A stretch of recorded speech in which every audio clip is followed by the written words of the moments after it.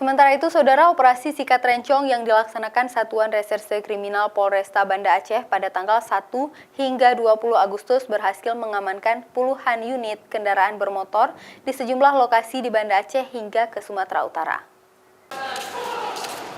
Dari 17 laporan yang diterima oleh pihak kepolisian selama operasi sikat rencong tersebut, polisi berhasil mengamankan sebanyak 21 unit kendaraan roda 2 berbagai macam merek yang dicuri oleh sejumlah tersangka di Banda Aceh dan dijual hingga ke Sumatera Utara.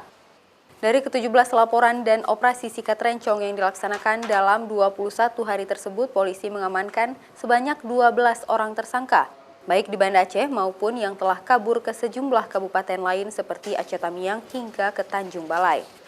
Pelaku menjalankan aksinya dengan menggunakan kunci T, serta menyasar pengguna kendaraan bermotor yang lupa mencabut kunci saat memarkirkan kendaraan, seperti di parkir Rumah Sakit Umum Zainal Abidin hingga parkiran Belang Padang, Banda Aceh. Kita apabila memarkirkan kendaraan betul-betul dikunci sepeda motornya. Bila perlu ada kunci tambahan.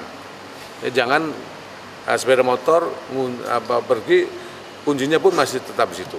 Saat ini ke-12 tersangka masih ditahan di Polresta Banda Aceh atas perbuatan sejumlah tersangka dan melanggar pasal 363 KUHP dengan hukuman di atas 5 tahun penjara.